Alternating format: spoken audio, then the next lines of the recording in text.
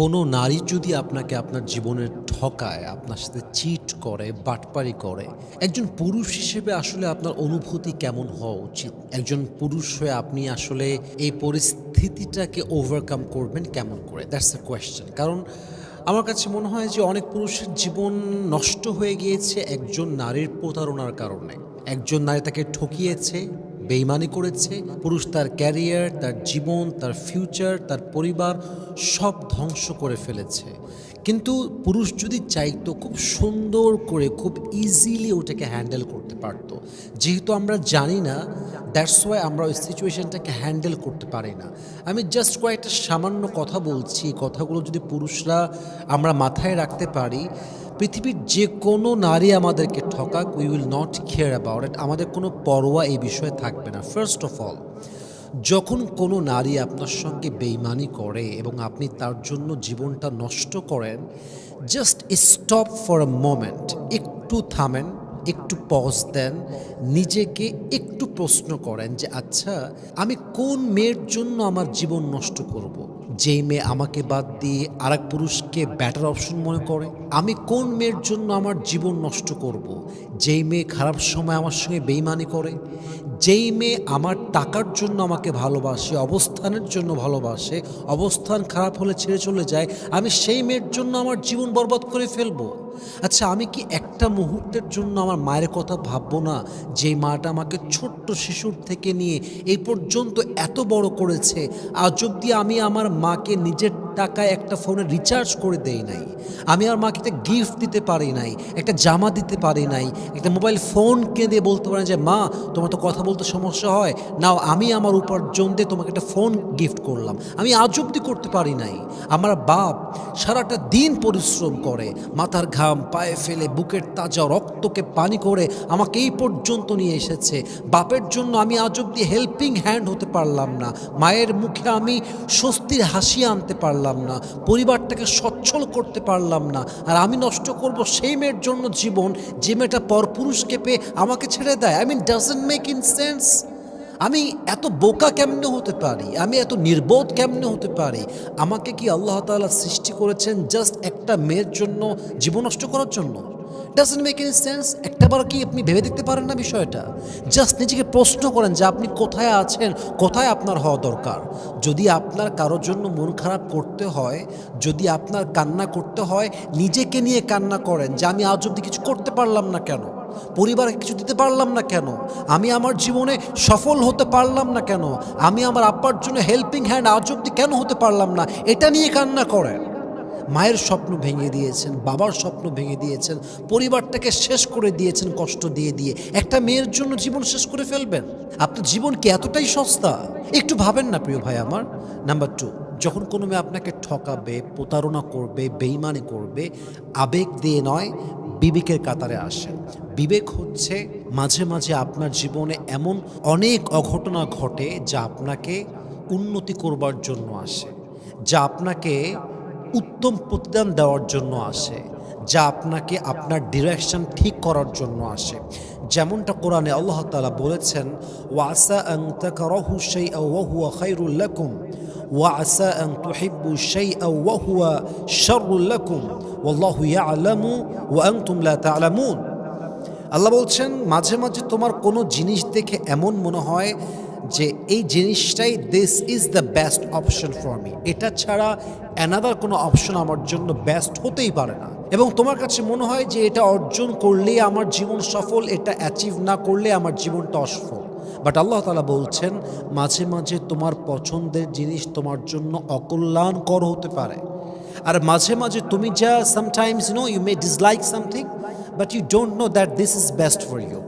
মাঝে মাঝে তোমার মনে হচ্ছে যে এটা আমার জন্য ভালো নয়, এর মধ্যে কোনো কল্যাণ আমার জন্য নেই, কিন্তু এরই মাঝে ভবিষ্যতের জন্য তোমার কল্যাণ রেখেছে একজন। বলেন সবাই, তিনি কে?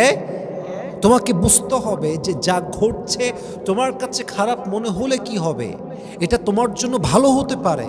তো যে মেয়েটা তোমাকে ঠকিয়ে গিয়েছে, মনে হচ্ছে এটা কেমনে হইল, এটা কেন করলো, কেন বেইমানি করলো, কেন কষ্ট দিল, কেন আঘাত দিল, কেন আমারে ছাড়লো, আজকে মনে হচ্ছে অকল্যাণ হয়েছে। কিন্তু হতে পারে এই মেয়েটার ছেড়ে যাওয়া, এই মেয়েটার বেইমানি করা তোমার জীবনের সবচেয়ে বড় সফলতার কারণ হতে পারে, ঠিক কিনা বলেন? So take it as a positive, positive হিসেবে নাও, অ্যাকসেপ্ট করো। আবেগ দিয়ে কান্না করতে যেও না, বিবেক দিয়ে ভাবো, দেখবা তোমার জীবনের প্রত্যেকটা ঘটনার পেছনে কল্যাণ রেখেছে একজন। বলেন সবাই, তিনি কে? আমাদের জীবনে মাঝে মাঝে কি হয় জানেন, অনেক কিছু ঘটে যায়, শুরুতে মনে হয় ছি ছি ছি, এটা কেন হইল, কেমনে হইল, কেন হইল, আল্লাহ কেমনে করলো, এটা আমার সঙ্গে কেন হইল, কেন এটা করলো, কেমনে করলো, কেমনে সম্ভব। শুরুতে খুব বেশি খারাপ লাগে, কিন্তু একটা সময় পরে গিয়ে আমরা বুঝতে পারি যা হয়েছিল ভালোই হয়েছিল। যদি ওইটা আমার জীবনে না ঘটতো আজকে আমি এটা পেতাম না। যদি ওইটা আমার জীবনে না ঘটতো আজকে আমি ডেভেলপমেন্ট করতে পারতাম না। যদি ওইটা সেদিন না হতো আমি আমার স্বপ্ন পূরণ করতে পারতাম না। তখন আমরা আল্লাহকে থ্যাঙ্কস দেই যে আল্লাহ तूने जो किया था उसमें ही मेरा भलाई था, लेकिन मैं नाकाबिल था कि मुझे समझ नहीं आया। আমরা আল্লাহকে বলি যে আল্লাহ তুমি যা করেছো ভালোই করেছো, আমি তখন বুঝতে পারিনি, আমি এখন বুঝতে পারছি। তো বর্তমানটায় যা ঘটছে তা দেখে পাগল হয়ে যাবেন না, একটু অপেক্ষা করেন, कुछ ना कुछ अच्छा ही आपके लिए ज़रूर इंतज़ार कर रहा है। सो प्लीज़ যা ঘটছে পাগল হয়ে যাবেন না, আবেগ দিয়ে নয় বিবেক দিয়ে চিন্তা করবেন। আর একটা পয়েন্ট বলতে চাই, যখন কোনো নারী আপনাকে ঠকাবে, এই যে একটা প্রতিশোধ নেওয়ার একটা মনোমাইন্ড, রিভেঞ্জ নিব, দেখে নিব, ওকে শেষ করে ফেলবো, don't think like this, forgive everybody from your heart. আল্লাহ তাআলা বলেছেন ওয়াজাযাউ সাইয়্যাতিন সাইয়্যাতুম মিথলুহা ফামান আফা ওয়া আসলাহা ফাআজরুহু আলাল্লাহ। আল্লাহ বলছেন খারাপের প্রতিদান খারাপই হয়, কিন্তু যদি কেউ কাউকে মাফ করে দেয়, ক্ষমা করে দেয়, এর প্রতিদান সবচেয়ে উত্তম বেশি দান করবে একজন, তিনি কে? এটা আল্লাহ প্রতিদান আপনাকে দিবে। ক্ষমা করে দেন, মাফ করে দিয়ে মুভ অন করে ফেলেন, নিজের কাজে মন দেন।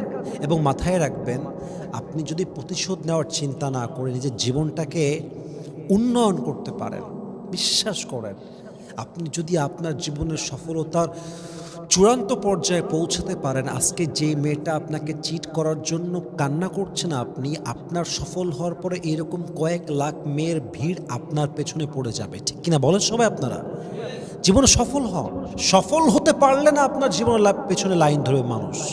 এবং মাথায় রাখবেন যে সফল হওয়ার কারণ এটা হবে না যে আমার পেছনে মেয়ে লাইন ধরবে তাই আমি সফল হব, তাও নয়। সফল হবেন আপনি আপনার জন্য, সফল হবেন আপনার পরিবারের জন্য, সফল হবেন আপনি আপনার আগত সন্তানের জন্য, সফল হবেন আপনি আপনার মাকে একটা কমফোর্ট লাইফ দেওয়ার জন্য, সফল হবেন আপনি আপনার স্বপ্নকে পূরণ করবার জন্য, সফল হবেন আপনি আপনার শখের গাড়ি কেনার জন্য, সফল হবেন আপনি গরিবদের পাশে দাঁড়াবার জন্য, সফল হবেন আপনি ইসলামের বিপ্লব ঘটাবার জন্য, সফল হবেন আপনি আপনার বাবার স্বপ্ন পূরণ করবার জন্য, সফল হবেন আপনি আপনার পুরো পরিবারের জীবনটাকে স্বস্তি আনার জন্য, ঠিক কিনা বলেন সবাই? আপনারা কোনো মেয়ের জন্য সফল হওয়ার প্রশ্নই ওঠে না। জীবনে ভালো কিছু করেন, ইনশাআল্লাহ এরকম কয়েক কোটি মেয়ে আপনাকে বিয়ের জন্য আপনার পেছন পেছন ঘুরবে। এই জন্য মেহেরবানি করে সবাইকে বলবো, আল্লাহর উপরে ভরসা রাখেন, আল্লাহর রহমত থেকে নিরাশ হয়ে যাবেন না। কোনো মেয়ে ছেড়ে গেলেই জীবনটা শেষ নয়, জীবনটা জাস্ট আপনার স্টার্ট হলো, জীবনে আরও কিছু দেখা এখনও বাকি আছে। হতাশ হয়ে যাবেন না, ভরসা রাখেন, শক্ত হয়ে দাঁড়ান, অ্যাকশান নেন, কাজ করেন, dream big, change your perspective, change your mindset, change your personality, change your friend circle, change your society, change your culture, change your location। সব পরিবর্তন করে জীবনটাকে জাস্ট একা একা শুরু করেন, স্বপ্নের দিকে দৌড়ান।